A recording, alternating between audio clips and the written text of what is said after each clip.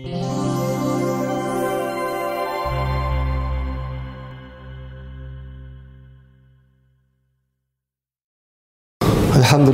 Rabbil alemin. Vessalatu vesselamu ala seyyidina Muhammed ve ala alihi ve ashabihi ecma'in. Rabbi şrah li sadri ve yessir li emri ve ahlul uqdatan min lisani yefqahu qawli. Amma ba'd. Assalamu aleykum ve rahmetullahi ve berekatuh. Hürmetli de qadırlı cemaat, qasiyetli cuma günü alыс жақыннан мешітке басып келген қадамдарыңызға Аллах Тағала ажыр сауаптан жазсын. Қасиетті Мұхаррам айында ұстап жатқан оразаларыңызды, дуа тілектеріңізді, құлшылық ибадаттарыңызды Аллах Тағала құзырында қабыл алсын. Бүгін қасиетті жұма күні айтатын уағызымыз өте маңызды, өте өзекті. Қазақ атамыз айтады, басқа пәле тілден дейді. Бүгінгі уағызымыз тілге байланысты болады. Тіл Аллах Тағаланың сізбен бізге өз қолдарына берген ең үлкен сыйларының бірі деп айта аламыз. Аллах Тағала тілді дене мүше ретінде кішкентай ғана болғанмен жаратылысы өте күрделі. Тіл арқылы біз Алланы ұлықтап, Алланың кітабын оқимыз. Жақсылыққа шақырып, жаманшылықтан тыямыз. Яғни тіл Аллах Тағалаға мойынсұнуды үлкен қызмет атқарады. Алланың берген үлкен нығметі. Бұл дүниеде адам баласының иманды немесе имансыз екендігін тіл арқылы білуі мәлім болады. Және де дін осы тілмен айту, насихат айту бізге жетіп жатыр. Яғни Аллах Тағала осы тілге көптеген нығметтер, көптеген қасиеттер беріп, үлкен Алланың берген бізге нығметі. Тілдің жәрдемімен біз әртүрлі ілімдерді үйреніп, қыр-сырын үйренеміз. Мұндай қасиеттер тек қана тілге берілген. Сондықтан сізбен біз осы тіл арқылы ілімдер үйреніп, Құран оқып, зікір етіп, жақсы сауаптарға ие боламыз. Сондықтан әрине бұндай нығмет үшін Аллаға сансыз шүкір деп әрқашан айту керекпіз. Алайда бұл тілдің екінші жағы да бар. Егер біз тілді қадағалап, сөзге есеп беріп тұрмасақ, оған шайтан араласып, иесін жамандыққа жетелеуі мүмкін. Алланың берген нығметіне орынсыз тілді, яғни орынсыз пайдалансақ, ол тілмен жаман сөз айтып, ғайбат айтсақ, ол күнә болып, жаманшылыққа, ол күнә біздің жетелеп, тозаққа түсуге себеп болады. Сол себептен біз тілімізді шариғат жүгімен жүгендеп, жақсы сөз айту керекпіз. Екі дүниеде пайдасы болатын сөздер айтсақ, онда тілдің жамандықтарынан құтыла аламыз. Адам баласын көп жағдайда бақытсыздыққа, күнә істерге душар ететін осы тіл болады. Осы себептен біздің дана атамыз басқа пәле тілден деп бізге өсиет қалдырған. Және момын мұсылманды, адамдарды жолдан аздастырудағы шайтандың аспаптарының ең үлкені осы тіл болып есептеледі. Осы себептен шариғатымыз тілді қалай болса солай сөйлеуден сақтауға шақырды. Пайдасыз сөз сөйлеуден гөрі үндемей тұруды дәріптеді. Өйткені пайдасыз сөз адамның жүрегін қарайтып, момын адамның жүрегіндегі нұрын өшіреді. Осы себептен Алланың елші пайғамбарымыз Мұхаммед Мұстафа саллаллаху алейхи вассалам хадис шәрифінде мән самата нәжа деп бізге өсиет қалдырды. Кімде-кім сөйлемей тыныш тұрса, пәледен құтылады деген. Тіпті сүйікті пайғамбарымыз Мұхаммед саллаллаху алейхи вассалам үмметтерінен өсиет қалдырған, кімде-кім тіліне сақ болса, жәннатқа кіруіне кепілдік берем деген уәде берген. Пайғамбарымыз саллаллаху алейхи вассалам былай деген: "Мән ядману ли ма байна лихейхи ва ма байна фахизейхи адману лахул жанна" деген. кім маған тілі мен екі аяғының арасындағы нәрсені жамандықтан сақтауға кепілдік берсе, мен оған жәннатқа кіруіне кепілдік беремін деген. Құрметті ағайындар, көріңіздер ме, тіл арқылы адам баласы жамандыққа ұшырауы мүмкін, және де тіл арқылы пайғамбарымыз бізге кепілдік беріп отыр, адам баласы жәннатқа кіру мүмкіншілік алады. Тілімізді тек қана Алланы ұлықтап, жақсы сөз айтып, жаман сөзден тілімізді аулақ ұстасақ, осы нәрсе сіз бен біздің жәннатқа кіруге себеп болады. Және де пайғамбарымыз саллаллаху алейхи вассаламның сахабасы Муаз ибн Джабал бір күні пайғамбарымызға мындай сұрақ қояды: қандай істер жақсы деп сұрайды. Сонда пайғамбарымыз саллаллаху алейхи вассалам тілін шығарып, оның үстіне саусағын қояды. Яғни тілге сақ бол дегендей ишарат етеді. Кейіннен былай дейді: кім жамандықтан сақтануды қаласа, тіліне сақ болуды лазым тұтсын дейді. Шариғаттың бұлағы болған қасиетті Құранда жаратушымыз Аллах Тағала Қаф сүресінде былай дейді: Аузу биллахи минаш шайтанир раджим. Бисмиллахир-рахманир-рахим. Ма ялфизу мин қаулин илля ладайхи рақибун атид. Садақаллахул азим. Ол қандай сөз айтпасын, оның жанында дайын тұрған бақылаушы бар дейді. Киромин катибин дейді Құранда. Ардақты жазушылар оны әр адамның бойында, оң жағында жақсы істерді, жақсы сөздер жазып отыратын, сол жағында жаман сөз, жаман істер жазып отыратын періштелер бар. Сөз айттық па, бірден сол періштелер жазып алады. Әрине, мұны теріске шығарып, қаперге алмауға болмайды. Әрдайым қандай сөз айтып жатырмыз, соған қатты мән беру жөн болады, құрметті момын мұсылмандар. Себебі сіз бен біздің айтқан сөзіміз бізді жәннаттың ең жоғары дәрежесіне шығаруы мүмкін. Және де керісінше бір айтылған сөз тозақтың ең қатты азабына түсіруі мүмкін. Әрине, күнделікте айтып жатқан сөздерімізге өте сақ болайық. Тілді сақтау қажет болғандардың ең маңызды тілді неден сақтаймыз? Әрине, ол ғайбат мәселеден сақтау керек. Өкінішке орай қазіргі заманда, қиямет күні уақытында ғайбат деген нәрсе момын адамға күнделікті бір іс болып кетті. Мынау бүйтті, анау бүйтті деп әр адам өз мұсылман бауырын және ғайбат деп отыр. Сосын ең бірінші біздің сақ болатын нәрсеміз ол ғайбат. Өйткені ғайбат ауыр күнәлардың бірі. Ғайбат бір кісінің өзі жоқта сыртынан айыбын айту. Пайғамбарымыз Мұхаммед саллаллаху алейхи вассалам сахабаларына былай деген: сіздер ғайбаттың не екендігін білесіздер ме деп сұрақ қойған екен.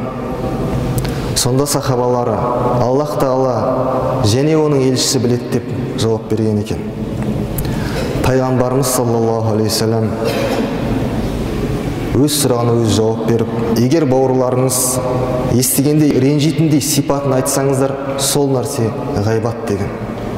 Сонда жайындағы отырған сахабалар: я Расулуллах, біз айтқан сипат сол бауырымызда болсашы деп тағы да сұрақ қойған екен.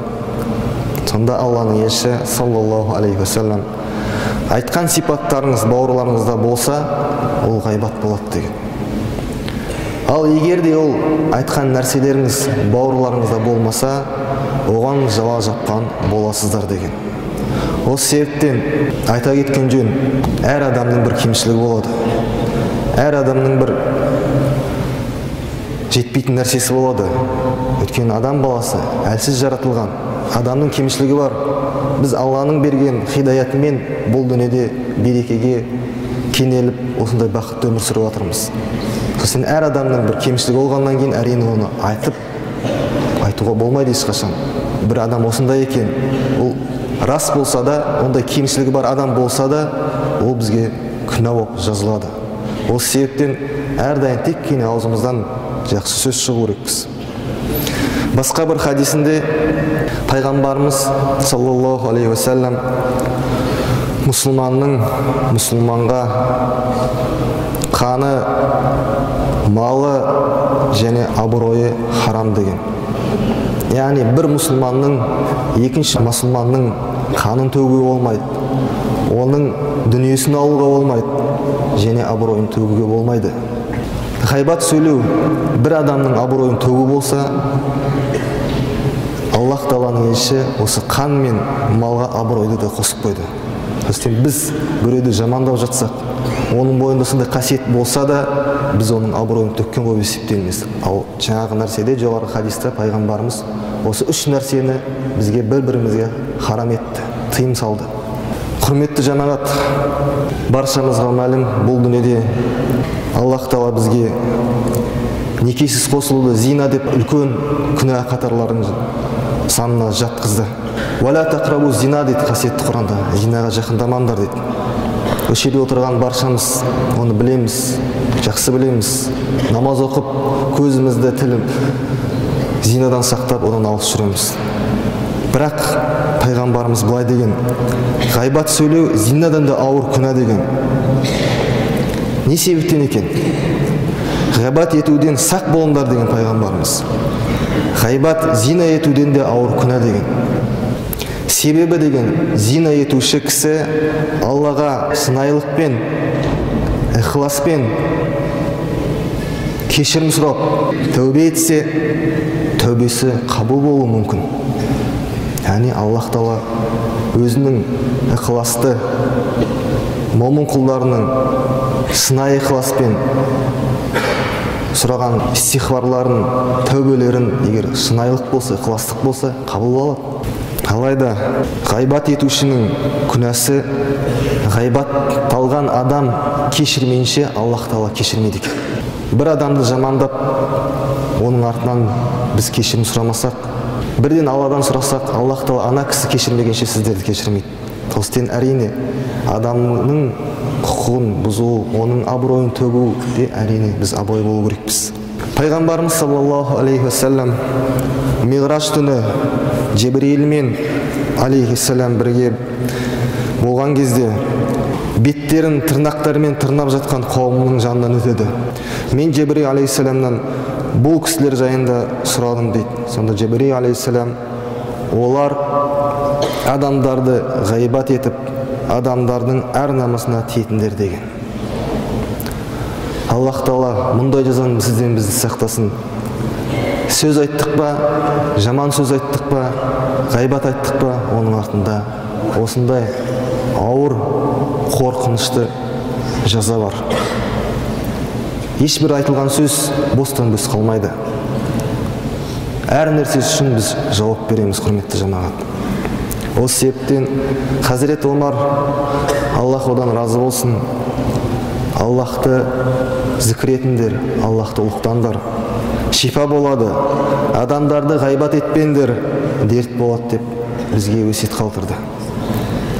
Яғни біздің жүрегімізге нұр беретін, бізге қуат беретін, ол Алланы ұлықтайтын сөздер. Сол арқылы біздің жүрегіміз тазарып, біз жамандықтан бойымызды аулақ ұстаймыз. Ал жүрегімізге әлсіздік беретін, жүрегімізге қарайтатын нәрсе әрине ол ғайбат, бос сөз, өтірік сөздер, оның бәрі біздің жүрегімізге тікелей әсер етеді. Құрметті жамағат, тілдің сақ болу қажет болған тағы да бір нәрсе, ол және ғайбат мәселесін айттық. Екінші және де тағы бір нәрсе, өтірік сөзден тілімізді сақтау керекпіз. Өтірік, жалған сөзден тілімізді сақтау керекпіз. Өйткені жалған сөйлеу барлық жамандықтың негізі болады. Жалған сөйлеу барлық істерді бұзады және өз иесінің абыройын айрандай төгеді. Адам баласы әрдайым өтірік айта берсе, жандағы адамдардың сенімінен шығып, өтірікші болып аталады. Әрбір момын адам басқа адамдармен қарым-қатынасқа түскен кезде, сауда-саттық жасаған кезде, қандай бір өмірдің ісі болмасын, әрдайым тура сөз айтып, жалған сөзден бойын аулақ ұстау керек. Өйткені жалғандық біздің абыройымызды төгіп, бізді жамандыққа жетелейді. Және де пайғамбарымыз саллаллаху алейхи вассалам бізді ескерте отырып былай айтқан: аятул мунафиқ сәләса деген, екі жүзділердің дейді 3 сипаты бар деген. Иза хаддаса казиба дейді. Соның бірі егер сөйлесе өтірік айтады дейді. Екінші аманатқа қиянат жасайды, уәде берсе уәдесінде тұрмайды дейді. Яғни өтірік сөйлеу деген ол кімнің сипаты? Әрине, момын мұсылманның сипатынан емес. Жалған сөз сөйлеу, өтірік сөйлеу ол екі жүзділердің сипаты екен. Әрдайым әрине шын сөз сөйлеп, әділ сөз сөйлеу үйрену керекпіз, соны айту керекпіз. Өйткені шыншылдық әрдайым бізді жақсылыққа жетелейді.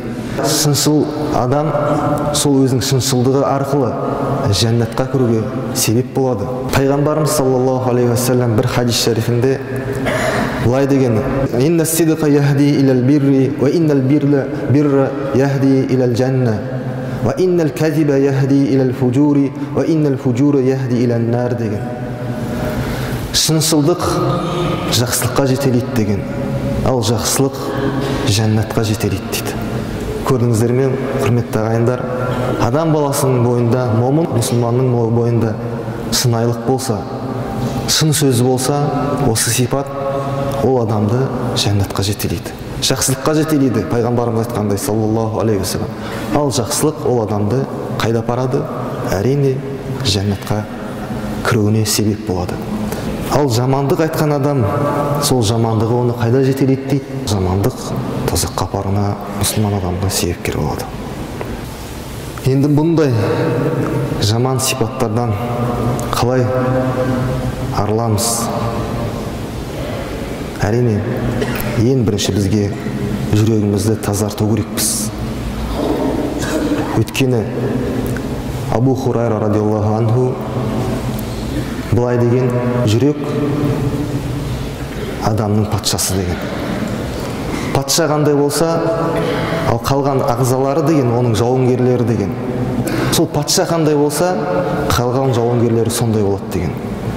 Яғни жүрек жақсы болса, қалған ағзаларымыз, қолымыз, аяғымыз, көзіміз, құлағымыз, тіліміз тек қана жақсы амал жасайды. Негізгі мәселе жүректен басталады. Жүрегімізді тазартпай, шын жүрекпен тәубеге келмей, шын жүрекпен Аллаға кешірім сұрамай, Алланы оқтамай, жүрегімізге жаңа ықылас орнықтырмай, біз әрине жақсылыққа жете алмаймыз. Өйткені жүрек біздің патшамыз. Осы кезде сахабаларымыздың өмірін, олардың өнегелерін еске алайық, құрметті ағайындар. Аллах Тағаланың елшісін Мұхаммед саллаллаху алейхи вассаламды жаратушымыз өзі тәрбиеледі. Өйткені ол жетім болып бұл дүниеде өсті. Ең көркем түрде тәрбиелеп, ал пайғамбарымыз саллаллаху алейхи вассалам артынан ерген сахабаларды тәрбиеледі. Сол сахабалардың өміріне көз салсақ, тілдеріне өте сақ болып бекем болған екен. Тілдерінен тек қана жақсы сөз шыққан екен. Тілдерінен тек қана Аллахтан ұлықтап, жақсылыққа шақырып, жаманшылықтан тыйған екен ол кісілер. Сол кісілердің әрине істеген істері бізге өнеге болады. Өйткені пайғамбарымыз саллаллаху алейхи вассалам айтқан: менің сахабаларым сендер үшін аспандағы жұлдыздар сияқты деген. Қайсының артынан ерсеңдер тура жол табасыңдар деген. Тарихқа көз жүгіртсек, кейбір сахабалар бос сөз сөйлеу үшін аузында тас салып жүргендері де болған екен. Сахабалардың ең абзалы, өзінің тақуалығымен, шыншылдығымен танылған Абу Бакр радиаллаху анху тілін қолмен жиі ұстап жүрген болған екен. Сонда жанындағы досы Хазіреті Омар, Аллах одан разы болсын, мұның сыры неде деп сұраған екен Абу Бакрдан. Сонда Абу Бакр, Аллах одан разы болсын, бұл маған қауіп төндіреді деп жауап берген екен. Қараңыздар, сахабалардың ең ардақтысы, пайғамбарымыздың досы Абу Бакр ас-Сиддиқ, шыншыл деп аталған, ол кісінің өзі тілін ұстап, бұл маған қауіп төндіреді деп айтқан екен. Сақ болған екен тіліне. Ол кісілер тірі кезінде жәннатпен шешілген сахабалар. Ал сіз бен біз ше, әрине өкінішке орай сіз бен бізден кейде бос сөз, жаман сөз шығып кетеді. Осы себептен әрине бұл нәрсеге өте мән беріп оған сақ болайық. Абу Бакр, Аллах одан разы болсын, былай деген екен: Алланың разылығы үшін айтылмаған сөзде хайыр жоқ екен деп айтқан екен. Ал оның досы, мұсылмандардың екінші халифасы Омар ибн Хаттаб, Аллах одан разы болсын, білеміз, Худайбия деген келісім болған екен. Тарихқа көз жүгіртсек, пайғамбарымыз Мединада болғанда Меккеге аттанады сахабалармен бірге. Сол кезде Меккедегі Құрайыштар, яғни иман келтірмегендер, қоп қылаушылар серт берді бір-біріне: бұларды Меккеге кіргізбейміз, соғыссақ та кіргізбейміз деп. Бірақ пайғамбарымызға елші жіберіп, екі жақ келісіп, Худайбия келісім болды. 10 жылға екі жақ тарапынан бейбітшілік келісімі болып қол қойылады. Сонда Омар радиаллаху анху ашуланып пайғамбарымыздың жанына жетіп барады, саллаллаху алейхи вассалам. Я Расулалла, сен Алланың елшісінбіз бе? Біз мұсылман бессіз бе? Деп сондай сұрақтар қояды. Осы қылығы үшін өмір бойы өкініп өтеді. Ал сіз бен біз таң намазға тұрғаннан кейін қанша сөз айтамыз? Соған есеп беріп жатырмыз ма, құрметті ағайындар? Осы себептен әрине тұрдық па, әрбір сөзімізде сақ болып есеп берейік. Жаңа Омар радиаллаху анху бір айтқан сөзіне өмір бойы өкініп Алладан кешірім сұраған екен. Тағы да жәннатпен сүйіншілеген сахабалар бірі Али радиаллаху анху: жүрек таза болғанда ғана тілден онды сөз шығады деп бізге өсиет қалдырған екен. Осы себептен құрметті ағайындар, көп зікір етейік, Алланы ұлықтайық, тілімізді жаңа жоғары айтылған жамандықтан сақтайық. Өйткені пайғамбарымыз саллаллаху алейхи вассалам шын мұсылман ол тілімен, қолымен ешкімге зиян келтірмейтін мұсылман адам деп бізге мұсылманның сипатын көрсетіп кетті. Осы себептен мұсылман адам тілімен, қолымен басқа адамға зиян келтірмеу керек.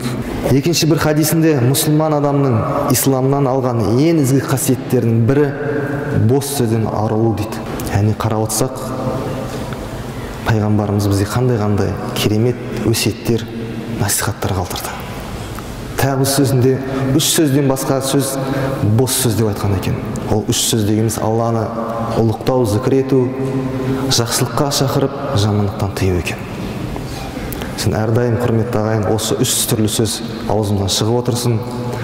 Құрметті мұсылман бауырлар, осы уағызымыздың уақыты бітіп жатыр. Сонда пайғамбарымыз саллаллаху алейхи вассаламның бізге айтқан бір керемет хадистерін айтқым келіп отыр. Абу Хурайра радиаллаху анху риуаят етеді. Пайғамбарымыз бізге былай айтқан екен: "Мән кәне юъмину биллахи вал яумил ахир фалякул хайран ау лиясмут." Кімде-кім Аллаға иман келтірсе, және қиямет күніне иман келтірсе, жақсы сөз айтсын дейді. Яғни иман келтірген адамдар жақсы сөз айтсын дейді. Немесе үндемесін дейді. Яғни сізбен бізден шығатын сөз тек қана жақсы сөз болу керек. Өйткені біз Аллаға иман келтірдік, қиямет күніне иман келтірдік. Әрине тек қана жақсы сөз сөйлеп, егер сөйлей алмасақ, үндемегеніміз бізге абзал болады. Өйткені жоғарғыда айтылған хадисіміз мән самата наджа дейді. Кім үндемесе құтылды дейді. Құрметті момын мұсылмандар, жоғарғыда айтылған жаман сипаттардан, ғайбаттан, өтірік сөзден, тәкаппарлықтан сақтанайық. Өткен орнының барлығы біздің жүрегімізді қарайтып, иман нұрын өшіреді. Бұл нәрселер, жоғары айтылған нәрселер тек қана жай күнә емес. Ол күнә адам баласын мол тозаққа жетелейді. Шайтанның айлаларының бірі ол. Құрметті ағайындар, жаңа жоғарғы айтылған нәрселерді ғайбаттан, өсектен, бос сөзден сақ болып, тілімізге абай болайық. Тілімізмен тек қана жақсы сөз сөйлейік. Ва ахир дауана анил хамдулиллахи раббил аламин. ربنا آتنا في الدنيا حسنة وفي الآخرة حسنة وقنا عذاب النار وسلام على المرسلين والحمد لله رب العالمين الله أكبر.